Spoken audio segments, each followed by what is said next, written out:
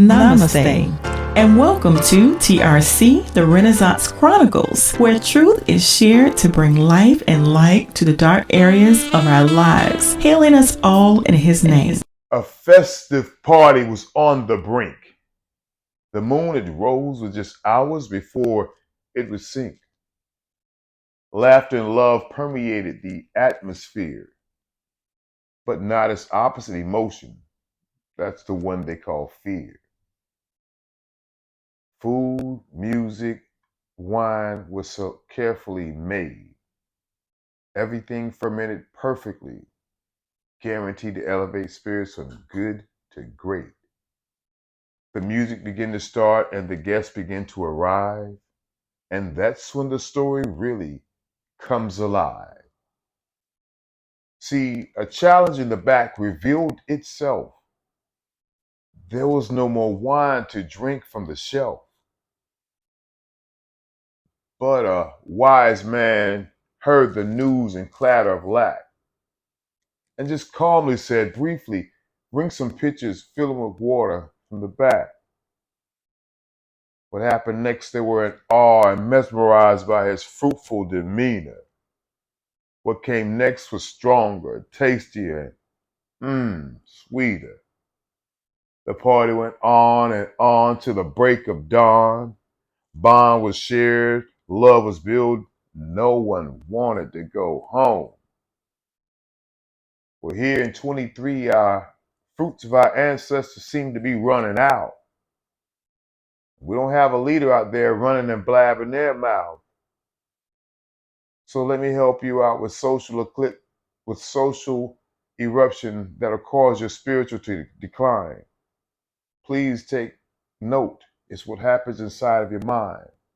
Sip your grapes. Take your breath. I want you to realize it could never be televised. The revolution happens on the inside. Yeah, that was a little piece I did.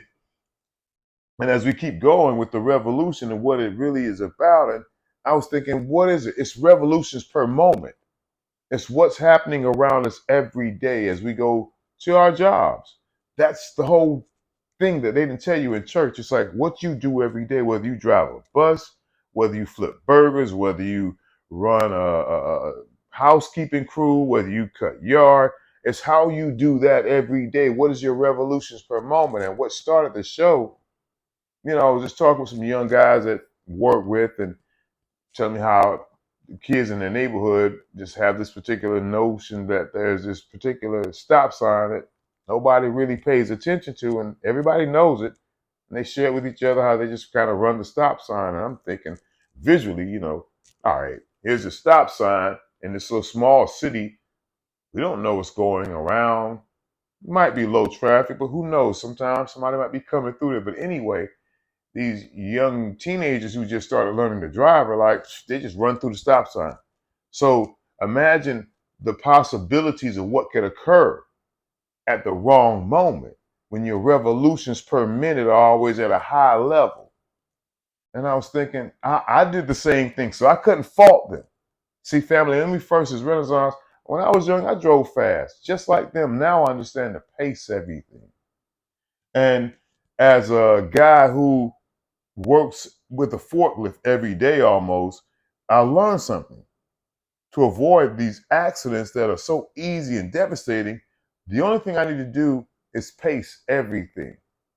It'll always get the job done in a way that I don't have to put anyone in jeopardy. No one at all. So it's once again just loving who is around you. And when you adjust the pace, let me tell you some things that happen that change the speed. When you're driving up a mountain, you can't drive the same RPMs per time, can you? There has to be a time you break it down and a time you pick it up and use more of it. And that revolutions, that's when your crankshaft is turning. And you see the 2 and the 3 and the 4, yeah. Those numbers. That means it's going 1,000 times, going around 1,000 times per minute, 2,000 times per minute, and so forth. And that's how fast it's going. And your pistons are popping off up and down just as fast. There's a lot going on. So it's a lot of pressure being put in your car. So imagine what pressure you're putting on side of yourself. So I said, well, how can we help them affect the revolutions per moment? And I was like, we have to understand the core. The core. That crankshaft, that wheelbase, or that piston, whatever is holding it in place, how it affects it. And I was like, if it holds it in place, it can do its job and actually help you to proceed to the next moment. And see, right now, it seems cloudy. I know that people are not going to church anymore. That's fine. I'm not going to knock that. But you have to have something else. You have to have something you believe in. So let me help you take something that I've learned from that same book that we wrote. I'm going to keep telling you right away that helped me get my revolutions per moment better, where I could adjust and I can see what's going on. I had to deal with something at work this week, and it was like, luckily, my revolutions have been at a pace where I could have foresight and actually have something go before me that protected me. So I understand how it actually works in your actual life. So, what is it that we could do to adjust our revolutions per moment? And it was this verse from Colossians 3. And I want to read it to you. And the original version that I kind of memorized way back as a kid, it said, set your affections on things that are above, not on things of the earth. I knew what it was talking about. I was like, yo, you set your affections. It means you think about something outside of you. Okay? All right. That's the old version. And I'm with you on that for you folks who can handle that. But then I read another version and listen what it says. It says, don't shuffle along, eyes to the ground, absorbed with the things right in front of you. Look up and be alert to what is going on around Christ. That's where the action is. See things from his perspective. See things from his perspective. Yeah, around Christmas time, I had this little epiphany that told me to focus on the experience. And when it did that, it made me take my elevation looking up from a more of a bird's eye view. And don't want to get to details, but it's because I've been setting my affections on things that are above. And how do you set your affections? You can do it right now. When you wake up in the morning, what's the first thing that you do? You need to set your affections. I promise you. Just that first little breath before you get out, before you start thinking about what's going on and bills, and before you think about any of those things, set that affection instantly, okay? Just try it tomorrow. What I want you to do is when you wake up, just have yourself something you're going to think about, whether it's a virtue of patience or whether it's a virtue of gratitude or love or something that you can that you know that you felt before you've experienced, and set your affection on that first and foremost. How it felt, how it made you respond, and how it affected the people that were around you. Set your affections on things that are above, not on things of the earth. What's going to happen in front of you at your job? You've been there long enough. Are you new, or you're learning, or whatever it is you do, that's going to be there. But what you set your affection on helps you begin to help what's going on around you. You get it? Set your affection. But before I go, let me give you a quick English lesson. The word sit and set. Okay. What I'm doing right now, I'm sitting in this chair. I'm in a reclined position. But I have this cube that I use, and it has these different quotes on it. Like this one says, "Be joyful always," and this one says, "I can do all things." Each day I will place it on a different one, so I'll set my affections on that particular thought. But I have to take this, move it, place it. See, when you sit down, you're reclining, but when you sit, that means you intentionally place it there. That's the first way you set your affection. You intentionally have that thing you do in the morning. Another way you do it is simple: acts of service. Something for somebody else without asking for anything in return.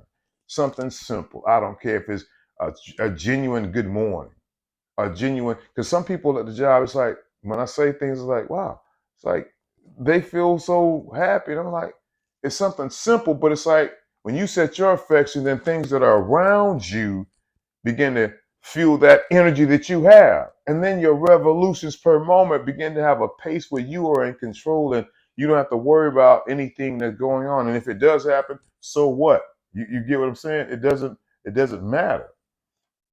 Another way that you set your affection is you have time.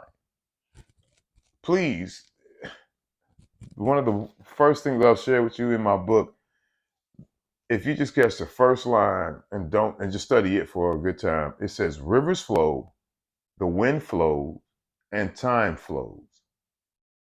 That last part, time flows. You can't make it go backwards.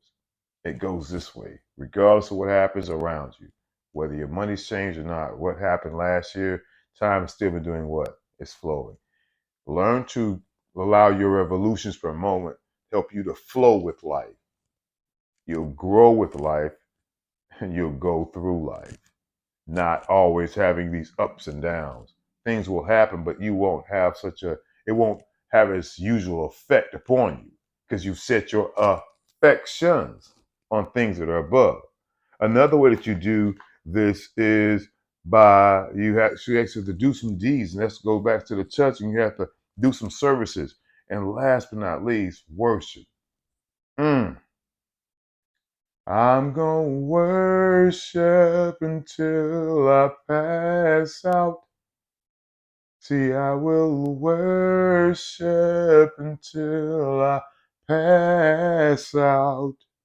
That was a song I caught probably about 2020, pandemic year. And that helped me kind of go through. And these are things when I set my affection on it, these are things that help me to grow through life. And that's all I want for us, family. And when I began studying this show, I thought about the revolutions per moment that were helping me that I want us to begin to have access to more frequently. And that's why this show is important that you share these things, share the words. If you take your own version and give it to somebody else, I'm not worried about it. I don't care. I care about the message, not me. The part about the revolutions per moment, when you get the pace, you can control it, and it's more deliberate, and it has worship involved in it. Let me tell you what happens. It begins to bring about moderate change and earthly change and spiritual change. And it brings about such a movement that you can't stop it. It just keeps going because it's in motion, and those revolutions become revelations. That's what I want. When you're working with revolutions and you're paying attention and awareness, you now have revelations per minute on how to move. Family, that's the good life. This is not something I learned in church. I learned some of the words, but how you practice and put it into actual use, that's what I'm trying to share with you. They didn't tell me this, but now I'm telling you, your revolutions per moment increases your revelations per minute. All right? Allow this to be a part of your life. I thank you for doing this for me, family. As we continue to grow together, remember, man, this 23, we're going to do some great things, and you and I are going to meet someplace on the stage or in the city. I don't care where we're going to talk. We're going to talk about these things live, face to face, and the energy that you're feeling is for real. And I want you to feel this and share this. One flow at a time, one show at a time, praise all the time. Thank you from the Renaissance Chronicles. Selah. Praises and continual thanks to everyone who shared in this moment of refreshing water, bringing life and light to our souls. This has been TRC, the Renaissance Chronicles, a hustle